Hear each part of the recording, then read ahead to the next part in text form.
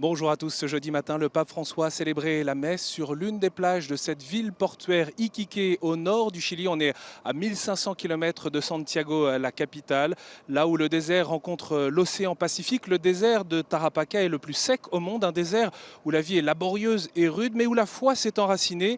Les tambours, les danses religieuses donnent une petite idée de la dévotion populaire ici. Dévotion à Notre-Dame du Mont-Carmel, comme dans la ville de Tirana, à quelques kilomètres de là, et dont la statue a été installée proche de l'hôtel. À Tirana, pendant une semaine, autour du 6 juillet, se déroule la plus grande fête populaire du pays, avec plus de 200 confréries de danseurs religieux, avec la musique, les vêtements traditionnels comme aujourd'hui. Je viens en pèlerin célébrer avec vous cette belle manière de vivre la foi. C'est ce que le pape François a confié à ses fidèles, venus en famille, et il faut le dire un peu aussi, écrasés par la chaleur. François est aussi le pape des périphéries, c'est aussi l'une des raisons pour lesquelles il a voulu venir ici à Iquique, dans cette ville emblématique d'un point de vue de l'immigration, une immigration intercontinentale avec l'arrivée des Péruviens, de Vénézuéliens, mais aussi des Haïtiens. La demande de visa au Chili a augmenté de 30% en 5 ans et l'immigration fait débat dans le pays. Le pape François a rappelé que ces migrants, ils sont l'icône de la Sainte Famille qui a dû traverser des déserts pour survivre. Et il y a aujourd'hui des sacs à dos chargés de peur et d'incertitude quant à l'avenir. C'est ce qu'il a souligné dans son homélie.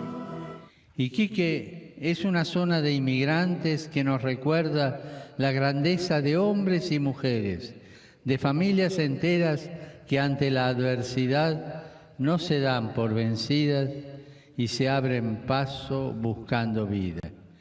Esta tierra es tierra de sueños, pero busquemos que siga también siendo tierra de hospitalidad. Le pape François a invité Iquique à être digne de son nom, terre de rêve, en étant une terre d'hospitalité sans laquelle il n'y a pas de joie chrétienne possible, en étant attentif aux situations d'injustice, aux nouvelles formes d'exploitation, à la précarisation du travail. Ici, à Iquique, il y avait 50 000 fidèles, bien moins qu'espéré, une faible participation qui traduit la perte de confiance vis-à-vis de l'Église du Chili, du fait de la fragilisation du lien, de la sécularisation, mais aussi du fait de la gestion des affaires de pédophilie. Le pape a été interpellé à ce sujet en arrivant ici par des journalistes chiliens. Et à propos de l'évêque d'Osorno, accusé de ne pas avoir dénoncé des faits de pédophilie, le pape a répondu: le jour où on m'apportera une preuve contre Monseigneur Barros, on en reparlera. Il n'y a pas une seule preuve, c'est de la calomnie.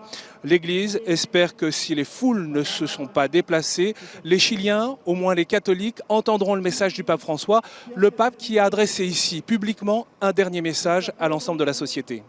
Queridos hermanos, en cada Eucaristía decimos: mira, Señor, la fe de tu Iglesia, y conforme a tu palabra concédele la paz y la unidad. ¿Qué más puedo desearles? Al terminar mi visita, diciéndole al Señor: mira la fe de este pueblo, regálale unidad y paz.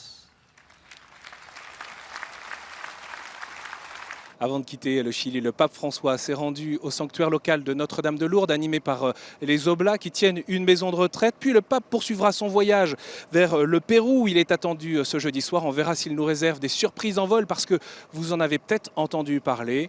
En arrivant et à 36 000 pieds d'altitude, et bien sur ce vol Santiago-Iquique, le pape François a marié un steward et une hôtesse de l'air, Carlos et Paola, qui étaient mariés civilement. Donc rendez-vous pour un prochain flash depuis Lima.